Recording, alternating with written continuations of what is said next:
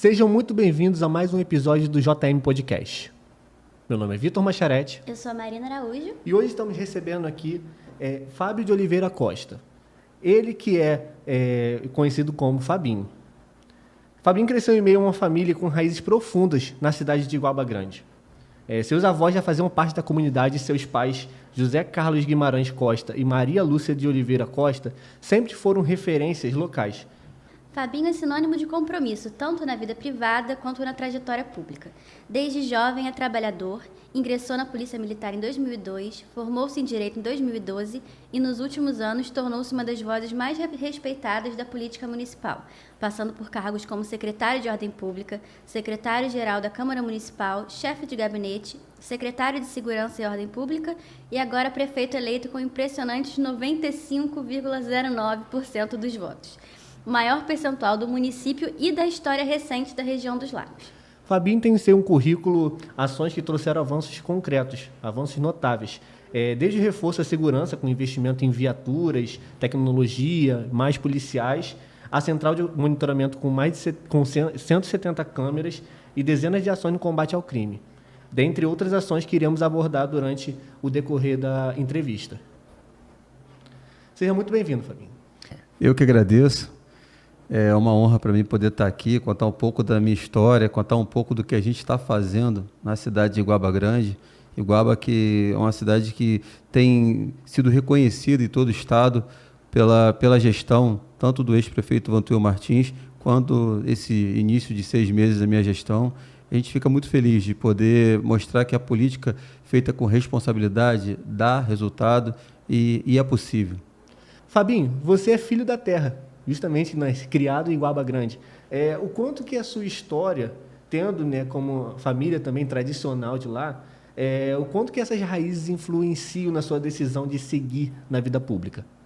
Então, eu nunca fui muito chegado à política, né? Eu virei policial militar com 19 para 20 anos e sempre tive a minha carreira sempre um pouco afastada da política. Até 2012, que eu fui convidado para ser secretário de Segurança, me aproximei da política e comecei a ouvir uma coisa que me tocava muito. Quem não gosta de política é governado por quem gosta. E aí a gente começou a enxergar que quando a gente quer, a gente faz diferente. E foi aí que foi meu primeiro contato com a política municipal. E a gente foi entendendo que melhorar as coisas eram possíveis. Dependiam muito das nossas escolhas. Todo dia a gente acorda e a gente decide se vai fazer o bem ou o mal. E quando a gente quer o melhor caminho, a gente se esforça, a gente se dedica. E eu costumo dizer na gestão que lá em Iguaba a gente trabalha até dar certo. Então, mesmo que eu não consiga no primeiro dia, eu vou tentar no segundo, vou tentar no terceiro, e uma hora dá certo. Sua mãe, Dona Maria Lúcia, é lembrada até hoje no município pelo trabalho na educação. Isso te inspira, de alguma forma, a dar mais atenção para projetos nas escolas e na formação dos jovens? Com certeza. Minha mãe... Eu tive o meu caráter forjado pela minha mãe e pelo meu pai, das atitudes que eles tinham, que eu sempre falo que os conselhos são bons, mas são os exemplos que arrastam. E eu sempre vi minha mãe trabalhando muito, meu pai trabalhando muito, e ela amava o que fazia. E ela sempre dizia: meu filho, a educação, ela muda uma cidade, ela muda um país. E é por isso que eu olho com tanto carinho para a educação pública da nossa cidade. Eu tenho a honra de ter minha mãe, o nome de uma escola, o nome da minha mãe, e eu tenho certeza que ela está muito feliz lá no céu, porque ela era uma professora vocacionada. Hoje, quando eu vejo alguns professores, eu entendo que é muito duro, e às vezes os professores, depois de 10, 15 anos, eles querem tentar ir para algum outro segmento, para tentar sair da sala de aula. Eu me encho de orgulho, porque eu vi que minha mãe era tão vocacionada que ela ficou toda a sua carreira. Ela era professora no município de Iguaba e também dava aula numa escola estadual. E ela completou toda a sua carreira dentro de uma sala de aula, dando aula. A família sempre esteve junto com você nessa sua jornada pública, né? Como é o papel deles nos bastidores? Eles te ajudam a manter os pés no chão? Olha, família é tudo. Sem a família, você é só um político. Com a família, você é um pai, você é um irmão, você é um tio, você é um padrinho, você também é um neto. E ela te dá um preceito sólido e moral. E todo dia você sai de casa para melhorar a cidade, mas também para fazer valer todo o carinho e toda a acreditação que a sua família tem em você. Eu fico muito feliz quando eu vejo meu filho, Guilherme, ele olha para mim, ele, pai, tenho muito orgulho de você. E a gente fala que esse orgulho não vem de uma vaidade, até porque lá em casa a gente nunca teve isso, mas vem dele enxergar que eu estou me dedicando para melhorar a cidade.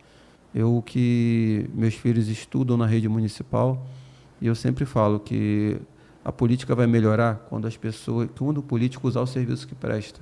Porque é muito lindo eu falar que estou fazendo uma nova creche e ela vai ser muito boa e ela vai tratar as crianças com carinho, mas eu tenho minha filhinha Malu, de 1 ano e 10 meses, mas a minha filha não estuda na creche.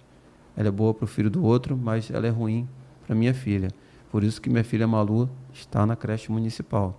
Porque quando a gente usa o serviço que presta, a gente acredita no que a gente faz. Iguaba, nos últimos anos, passou por grandes transformações. Dentre essas transformações, qual que mexeu mais com você, pessoalmente? Então, eu acho que o que mais mexeu com a gente foi a autoestima. Você vê que a autoestima do iguabense, ele aumentou. Hoje, Iguaba Grande, que por muitas vezes foi motivo sempre de piada. E assim, a gente não está aqui com aquela síndrome do cachorro vira-lata. Eu fazia faculdade de Cabo Frio e sempre quando tinha alguma piada para diminuir algum lugar, se tocava em Iguaba Grande. E eu olhava, não entendia, eu que fui nascido e criado em Iguaba Grande, eu amo a minha cidade, eu sou um apaixonado. Eu nasci em Iguaba e pretendo terminar minha vida em Iguaba. E eu olhava e falava, olha, dá para fazer diferente, dá para melhorar, dá para ser responsável. E quando eu virei secretário e vi realmente como as coisas funcionavam, eu comecei a entender que, se quiser, dá para fazer. E é por isso que, na gestão passada do ex-prefeito Vantuil, eu fui chefe de gabinete, secretário de segurança, em determinados momentos acumulei com a Secretaria de Serviço Público. E eu enxergava como que as nossas decisões eram importantes na vida das pessoas. E isso que foi essa virada de chave, isso que me motivou a virar político. Eu até 2022 eu nem tinha rede social, eu sou muito introvertido, então eu era um cara fechado. E eu comecei a superar esses desafios pouco a pouco, porque eu entendia que valia a pena sim. Eu entendia que se a gente não arregaçar as mangas e for atrás do que a gente acredita, não adianta a gente ficar atrás de uma mesa reclamando. Isso me motivou e eu acho que isso é o que mais me incentiva hoje a ser prefeito. Qual foi o momento mais desafiador da sua carreira até aqui e o que você aprendeu com isso? Então, o momento mais desafiador, você imagina uma pessoa que nunca falou em público e, de repente, ir num comício para falar para 10 mil pessoas. É assustador. Só que, graças a Deus, o ex-prefeito Vantuil, minha esposa Natália, meus filhos, eles sempre estavam ali ao meu lado. E por mais que eu soubesse que eu estava nervoso, que eu ia gaguejar, eles falavam, ó, está tudo bem, você vai conseguir. E eu acho que quando você vai vencendo uma barreira por dia, as coisas, você vai tendo uma alegria pessoal. E eu sempre digo, olha, a política, eu acho que ela sempre teve um caminho tão ruim, porque ela sempre foi formada por políticos. E o político, ele tem uma oratória linda, ele sabe se posicionar, ele sabe se expressar, ele sabe sorrir. Ele só não sabe o que é uma fila do SUS, o que é uma fila para conseguir uma vaga numa creche. Ele não sabe o que é a demora para conseguir uma vaga no CTI. Ele não sabe o que é uma demora para não ter um medicamento. E isso eu sabia. Então, eu me sentia muito preparado. E eu falava, olha, eu não tenho essa parte que eles têm, mas eu tenho a verdade, eu tenho a vontade e eu tenho tudo que eu vivi até aqui. E isso eu acho que já me bastava. E eu acho que eu conseguia passar verdade para as pessoas, porque ali eu não era o personagem. E as pessoas falavam, ó, faz um curso de oratória, faz artes cênicas. Eu falei, olha, eu vou ser quem eu sou, porque se eu for o mesmo cara antes da eleição e depois da eleição, ninguém vai poder me criticar. Eles vão saber em quem estão votando. E eu fico muito feliz que as pessoas hoje me veem, o que eu fazia antes eu faço hoje, o que eu não fazia antes eu não faço hoje, porque cada um tem um jeito, cada um tem uma maneira de conduzir sua vida. Agora, falando sobre segurança pública, Com mais de 170 câmeras, Iguaba teve um novo olhar para a prevenção e resolução de crimes. Como foi o processo de convencimento e implementação desse projeto e quais resultados você poderia destacar para a gente? Então, eu sou policial militar, fui policial por 23 anos, aí quando a gente ganha um pleito eleitoral, a gente tem que ir para a reserva, então eu já estou aposentado. E hoje, assim, o prefeito Vantuil, ele sempre me deu muita liberdade, enquanto secretário de segurança e chefe de gabinete. E quando eu trouxe a ideia para ele automaticamente ele aprovou, e a gente foi correr atrás, a gente começou a fazer os levantamentos, e eu mostrei que a segurança pública hoje ela está num pilar de importância e de igualdade com outras políticas públicas que antes sempre se falava saúde e educação, saúde e educação. Hoje a pessoa já coloca a segurança pública no mesmo patamar. E eu falava, olha, Iguaba vai ser uma cidade de referência. Por quê? Porque infelizmente a gente já viu outras cidades, num momento de expansão, elas perderam o controle e deixaram a violência tomar conta. E hoje, infelizmente, você olha a cidade e você vê que até para se retomar esses territórios é complicado. Então eu falei, olha, vamos agir na prevenção, que é até o que preconiza a Polícia Militar, preconiza a segurança pública de modo preventivo. E a gente falou, ó, vamos colocar o PROEIS, que é um programa do Estado, onde a polícia paga as viaturas, a prefeitura paga os policiais e paga as viaturas, e vamos colocar também a central de monitoramento, onde tem câmeras com reconhecimento facial, leitura de placa, porque não dá para falar em segurança pública sem falar em tecnologia. Com certeza, quando você investe em tecnologia, você faz uma segurança muito mais efetiva e você acaba resguardando o seu material humano. Afinal, você não consegue estar em todos os cantos da cidade. Isso foi muito positivo. No relatório do último ano, Iguaba foi o município com o menor índice de violência da Baixada Litorânea. Iguaba é reconhecido como uma cidade que qualquer veículo roubado, qualquer elemento que vai para lá cometer algum tipo de ilícito, a chance dele ser preso é muito maior, tanto que mesmo tendo, olha que dado que é intrigante no mínimo, Iguaba tem a menor índice de violência e a delegacia é uma das que é mais atuante em toda a Baixada Litorânea. Por quê? Porque a central de monitoramento integra com a delegacia, com a Polícia Militar, com a Guarda Municipal, com o PROEIS, e é quase que em momento real, qualquer coisa que acontece, todas as forças de segurança se unem e dão uma resposta muito mais rápida para a sociedade. Isso que é importante, porque eu falo que o ativo da prefeitura, a gente não ofere lucro. A prefeitura é uma empresa que o lucro dela é o quê? A quantidade de pessoas que ela consegue alcançar com um bom serviço. Esse é o lucro da prefeitura. E, nesse ponto, a gente tem acertado muito. A gente sabe que tem muita coisa para evoluir, tanto que ontem à noite, saí da prefeitura ontem era 8h40 da noite. Eu tive uma reunião às 7 da noite com a equipe do Segurança Presente e a gente está agora em tratativas finais para colocar o Segurança Presente em Iguaba. E quando as pessoas perguntam, olha, mas os índices de Iguaba não são baixos? Sim, mas são baixos porque a gente investe e porque a gente planeja o futuro. E, com certeza, as gerações futuras vão agradecer pelas boas decisões que a gente toma hoje.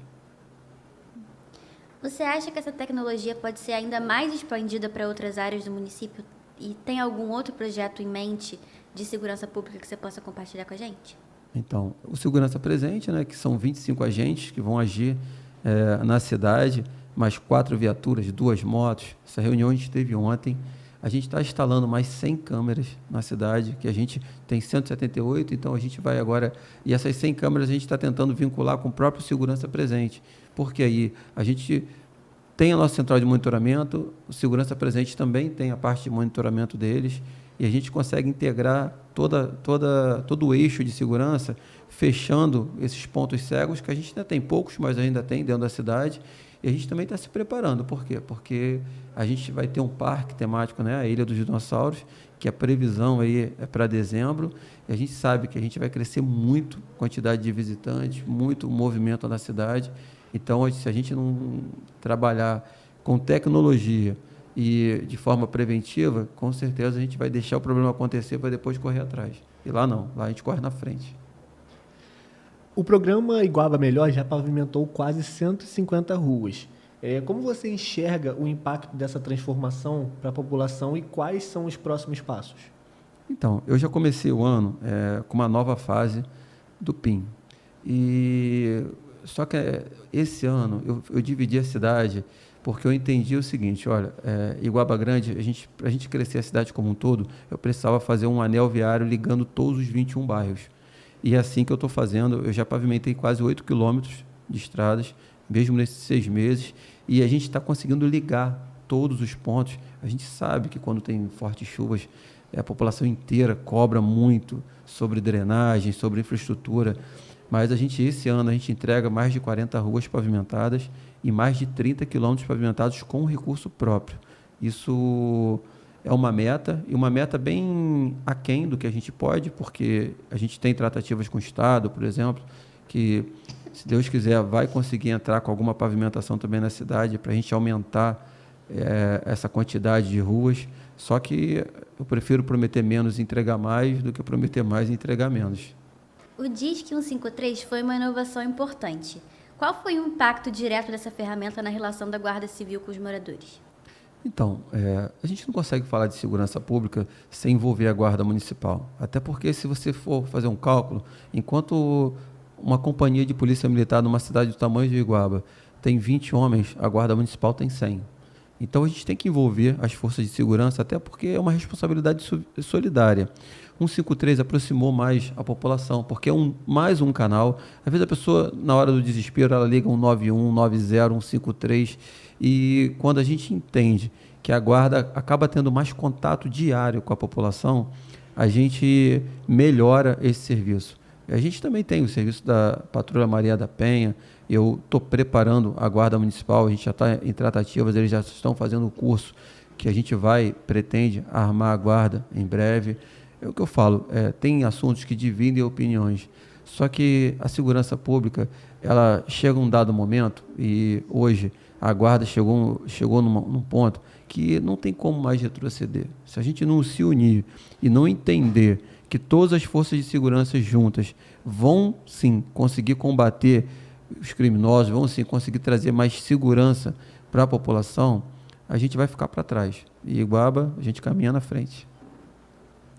Certo. Quais aprendizados, você mencionou sobre a Patrulha Maria da Penha, quais aprendizados essa patrulha trouxe em termos de sensibilidade e aprimoramento das políticas de proteção à mulher? Então, a patrulha foi muito importante porque ela é o primeiro contato que a mulher que sofre algum tipo de agressão tem. Normalmente ela já faz contato com a guarda ou com o pessoal da patrulha, a viatura vai lá, acolhe, se tiver que acompanhar até uma UPA, se tiver que acompanhar até a delegacia, e eu acho que gerou um elo e uma confiança da própria população, das mulheres mesmo, com esses guardas que são treinados para esse tipo de ocorrência. E com certeza a gente viu, quando as pessoas falam assim, teve um crescimento de violência, aquela violência já existia. As mulheres só não se sentiam acolhidas e não tinham coragem de se manifestar. E a gente conversa muito com a secretária de assistência, com a equipe da patrulha, com a delegada de Iguaba Grande, e graças a Deus, com essas ações, a gente tem conseguido aí combater esse crime aí, que é um crime que tem que ser combatido com todas as forças no nosso país inteiro. Afinal, o cara não quer mais ficar com a esposa, se separa. Agora, agredir nunca é o caminho. Agora, indo para além das obras, das ações, qual é o seu maior sonho para as novas gerações de Iguaba? Então, meu maior sonho é gerar oportunidade, né? Eu fui criança em Iguaba, adolescente em Iguaba, e aos 19 anos, quando eu fiz a prova da Polícia Militar, graças a Deus eu passei e ingressei no Estado. Só que às vezes a gente vê que nossa região está crescendo muito, e a gente tem que tentar usar esse crescimento, usar esses recursos dos royalties, usar essa melhora financeira para criar oportunidades, atrair empregos e melhorar de fato a vida da população. Eu falo que a boa política é a política que liberta o voto, é a política que gera oportunidades, porque quando o cara vota em você porque acredita no seu trabalho, esse é o melhor voto que o político pode ter. Só que a velha política, ela tem medo disso, porque quando você liberta uma população, você perde aquele voto de cabresto. E eu sempre falo, quando a gente escolhe o caminho de fazer as coisas certas e as coisas que acredita, com certeza a gente não tem medo de ser testado e ter esse voto nas urnas. Porque quando você vai gerando oportunidades, eu falo que parece que a cidade ela fica mais feliz. Porque as pessoas elas melhoram. Quem não quer melhorar a sua renda? Quem não quer melhorar a vida da sua família? Quem não quer melhorar as coisas? E a população não é diferente.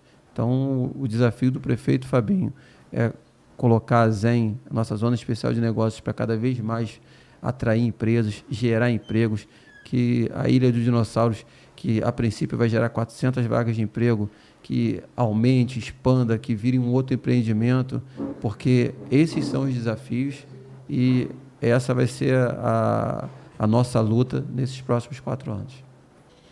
De que forma a juventude de Guaba tem te surpreendido ou te mobilizado por mudanças recentes na cidade? Eles têm me surpreendido porque eles estão apoiando a cidade. E quando a gente faz, por exemplo, a gente teve a FLIG semana passada, e eu vejo que a juventude ficou muito envolvida. E isso é a melhor devolução, a melhor devolutiva que um prefeito pode ter. Muitas crianças comprando livros, muitos adolescentes enganjados na FLIG, e a gente entende que quando você vê como existe esperança na política, quando o jovem começa a acreditar na política novamente, te motiva ainda mais. O que eu falei, eu tenho conversado com algumas universidades para tentar levar alguns cursos para a cidade de Iguaba. A gente tem tentado atrair empresas, a gente tem tentado fomentar o turismo. Eu ouvi de um jovem assim, olha, eu só vinha para Iguaba para dormir e hoje eu não quero sair da cidade. E isso motiva muito a gente, porque a gente tem acompanhado, a gente tem conseguido gerar empregos, e são dados oficiais, e a gente vai qualificando esse jovem, a gente vai fazendo com que ele fique na cidade, e a gente vai vendo que o futuro de Iguaba é muito promissor, porque a gente sabe de onde a gente veio, a gente sabe aonde a gente está, a gente sabe onde a gente quer chegar. E os jovens estão enxergando isso nos gestores. Eu falo que eu sou um gestor de nova geração porque eu nunca fui candidato a nada. Meu primeiro mandato, eu fui secretário por 13 anos, mas o meu primeiro mandato como político, de fato, é esse, há 7 meses que eu sou prefeito. E, com certeza, a gente tem feito muitas reuniões, eu tenho ouvido eles para tentar pensar a Iguaba que eles querem. Porque falar que os jovens são o futuro da cidade é muito bonito na teoria, mas na prática a gente tem que ouvi-los para poder entender o que eles querem para o futuro da cidade. E é por isso que eu gosto muito dessa troca que eu tenho tido com eles, e é por isso que a gente vai avançar muito e que eles podem contar com o prefeito Fabinho para os próximos 4 anos. Como você busca motivar e valorizar os servidores públicos do município? Então, eu, como fui servidor público do Estado, eu sei da importância do servidor público. Enquanto secretário de Segurança, eu e o atual vice-prefeito, a gente redigiu, a gente melhorou o plano de cargos e salários da Guarda Municipal, e a gente fez com que a Guarda de Iguaba saísse de um dos piores salários para um salário digno na região. E a gente já tem feito isso em todos os segmentos. É claro que a gente tem que ter responsabilidade, a gente tem uma lei de responsabilidade fiscal, a gente tem que acompanhar o crescimento também da receita da cidade. E quando eu falo crescimento da receita, às vezes o prefeito quer dar, mas a receita não permite. Então, por mais que eu queira, só que eu tenho conversado com todos os segmentos, os ACS, os agentes comunitários de saúde, de endemias, eles têm uma briga aí em quase todo o Brasil para receber um valor que, quando o governo federal repassa, comparado ao 14º salário, e eu acho que foi o 2º ou 3º prefeito a mandar o projeto de lei para a Câmara, e votou e aprovou. Então, quando sobrar esse dinheiro no final do ano, eles vão receber, que eu acho que é mais do que justo. Eles trabalham diariamente visitando, eles são a porta de entrada para a saúde da cidade. Já está na Câmara o plano lá do piso do magistério. Hoje mesmo eu tenho reunião com o apoio da educação, vou tentar achar alguma maneira também de melhorar o salário deles. Então, assim, eu sempre falo que quem não quer ganhar melhor, é fato. Não existe uma categoria que não quer ganhar melhor. Mas é claro que sempre com responsabilidade para você depois não atrasar salário e também sempre tendo a contrapartida. Que essa contrapartida não é para o prefeito, é para a população. E eu sempre digo isso. Eu sou a favor do funcionário ganhar melhor, mas eu também faço questão do serviço bem prestado. O que você aprendeu de mais valioso trabalhando diretamente com o Vantuil durante os anos de parceria que vocês tiveram? Então, o Vantuil foi meu professor, foi um cara que me mostrou esse outro lado da política e ele me ensinou muito que a gente tem sempre que buscar os caminhos que vão entregar os melhores serviços para a população. Eu falo que as nossas escolhas sempre têm que botar à frente o interesse público, porque o político, às vezes, ele pensa na classe política. E eu sempre costumo dizer que a classe política, normalmente, ela representa 10%, 20% de uma cidade. 80% é a população, que só quer o serviço bem prestado. E foi tendo essa visão que a gente fazia gestão para a população. Em dado momento, você até via a classe política insatisfeita com a gente. Mas quando a gente acreditava no que estava fazendo, a gente falava, olha, a classe política, eles acham que controlam o jogo político. Só que quem controla são as pessoas de bem, que querem um serviço bem prestado. Então, a classe política fica contra você, mas a população está do seu lado, a classe política vai voltar, porque eles estão vendo que o povo está do seu lado. Então, nessa visão, que foi meio que uma troca, Vantuil me passou e eu também passei para ele, como eu disse, eu nunca fui político, então eu sempre vivi o outro lado. E eu falava, olha, vamos entender o que a população precisa, porque é ela que vai decidir, e é fato. Quando eu vejo o resultado da eleição e eu tive 95,09% dos votos, eu tenho certeza, eu tive o voto de quem nunca olhou para a política, de quem nunca gostou da política, porque esse voto é um voto solto, um voto liberto, é um voto que não tem vinculação com nenhum político. E é para essas pessoas que a gente tem que trabalhar de fato, porque aquele voto não vem contaminado de nada, ele só vem por um bom trabalho ou por um mau trabalho. Após essa votação histórica que você mencionou sobre 95% dos votos, qual é a responsabilidade e o compromisso que mais te tiram o sono durante a noite nessa nova fase à frente da prefeitura? E também qual recado você deixa para quem ainda tem aquela desconfiança com a política local? Então, a responsabilidade é grande, né? Mas hoje eu falo que eu sou prefeito de quem votou em mim e de quem não votou. Mesmo esse percentual que não votou, também sou prefeito deles. E na campanha, eu sempre falava, olha, o que eu posso prometer, que eu vou trabalhar muito durante o meu mandato. Podem falar que o Fabinho não é sorridente, podem falar que o Fabinho não é o rei da carisma, podem falar que o Fabinho não tem uma grande oratória, mas ninguém pode falar que o Fabinho não é trabalhador.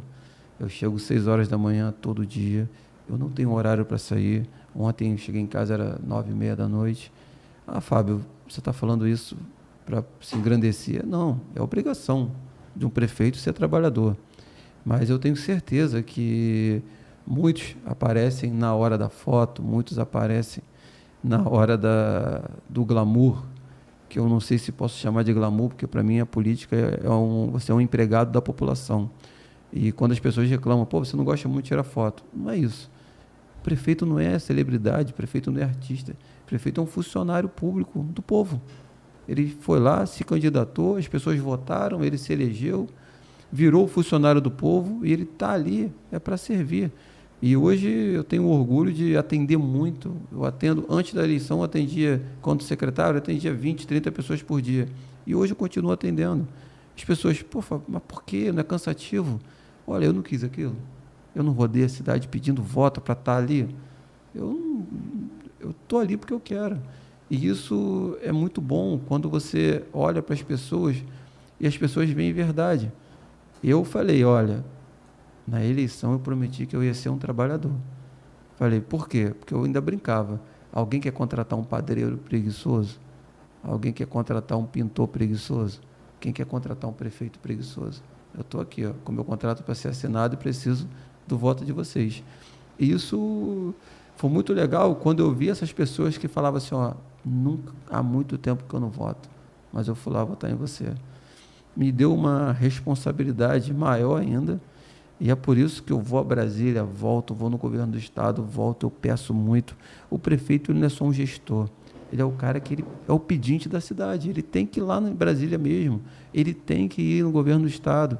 E quando você vê essas boas escolhas que você faz, porque quando alguém fala assim, é muito bom ir para Brasília, é bom na primeira vez que a pessoa quer ir para conhecer, mas depois de 13 anos como secretário, 7 meses como prefeito, olha, quando eu vou, eu fico doido para voltar. Só que eu tenho responsabilidade com quem votou em mim e também com quem não votou. E essa responsabilidade me faz com que eu queira construir o meu hospital, aumentar a policlínica, aumentar a nossa UPA, cuidar da nossa gente. E essa é uma responsabilidade que eu assumi quando eu fui na casa das pessoas e pedi o voto. Falando em futuro, quais são os seus maiores sonhos e prioridades para Iguaba agora como prefeito eleito? Então, eu acho que a gente tem que entregar a cidade toda pavimentada, o hospital ele tem que ser construído junto com a maternidade. Eu sou nascido e criado em Iguaba, mas eu nasci, na verdade, aqui em Araruama. Nasci aqui no Hospital São Silvestre, né, que tinha ali na beira da rodovia. Nasci lá também. Então, e hoje eu vejo que a gente tem que fazer o iguabense nascer em Iguaba, a gente tem que ter um CTI. Muitas pessoas me criticavam, falavam, olha, você vai gastar muito, vai inviabilizar o orçamento da cidade fazendo um hospital. Falei, tá bom, mas quando o seu filho, sua mãe, o seu irmão, ou você mesmo precisar de uma vaga de CTI, e você vê que eu encarei esses desafios para construir um hospital, você vai me agradecer. E você vai achar até que eu gastei pouco. Então, o político tem que fazer o que ele acredita. E se você desviar do que você acredita para o que é conveniente, você nunca melhora as coisas. Porque as melhores escolhas nunca são mais fáceis e nunca vão ser. Por isso que eu enfrento esses desafios e enfrento com a cabeça erguida. Eu acho que a pior coisa que tem é você nem tentar.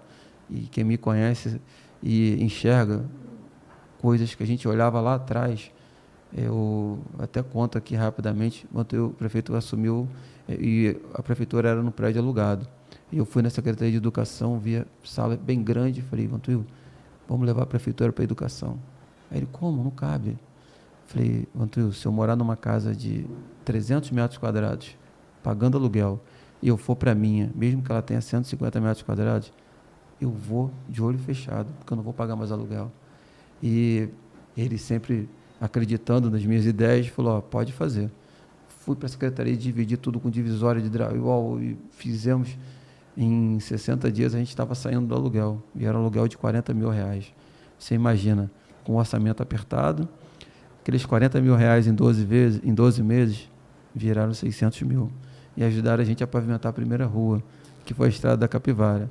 E quando eu olho para trás, eu repito o que eu falei no início, as boas escolhas mudam o rumo da cidade. E Vantuil iniciou isso, eu tenho muita alegria de dar continuidade. E é assim que a gente continue, que Deus continue nos abençoando, iluminando, dando sabedoria para a gente fazer sempre as boas escolhas. Estamos encerrando aqui mais um episódio do JM Podcast e temos mais uma pergunta, a última pergunta aqui desse episódio, que você teria algum conselho de vida baseado na sua trajetória para quem ainda sente que é possível fazer a diferença na cidade? Olha, a gente é reflexo das nossas escolhas. E você imagina, um jovem com 19, 20 anos entra na Polícia Militar, é um mundo novo e você pode fazer todos os tipos de escolha que você imagina. E graças a Deus eu sempre fiz as boas escolhas. E na política não foi diferente. Muitas pessoas, por eu ser uma pessoa introvertida, muitas pessoas falavam, olha, ele não consegue nem segurar um microfone. E eu acho que as boas escolhas fizeram com que eu fosse me capacitando, fosse acreditando que eu podia. E o que eu aconselho às pessoas sempre escolham o que é certo, mesmo que não seja mais fácil. Porque eu vim de um mundo que as pessoas falavam, sempre foi assim. E eu costumava dizer, o errado é errado, mesmo que todos estejam fazendo. E o certo é certo, mesmo que ninguém esteja fazendo. E foi em cima disso que meu pai me ensinou, que eu sustentei minha vida, e mesmo nunca enxergando onde eu chegaria, eu acho que de alguma forma, e aí independente da religião de cada um, Deus foi sempre abençoando, porque por mais que você fale bem, por mais que você pareça ser a pessoa mais legal do mundo, eu costumo dizer que atrás de uma câmera até o lobo mau é bonzinho. E é no dia a dia, é nas escolhas que você faz quando ninguém está vendo, é que vai definir o seu futuro. E é por isso que quando alguém me falava, pô, ninguém está vendo, eu estou vendo, eu sei, e se eu fizer vai ter consequência. Então eu acho que se eu cheguei até aqui, e sem hipocrisia, ninguém quer botar uma hora de anjo, uma asinha de anjo, a gente só quer ter as boas escolhas. E as boas escolhas me conduziram até aqui, e essa dica vai ficar para vocês aí. Escolham sempre o que é certo, mesmo que não seja mais fácil.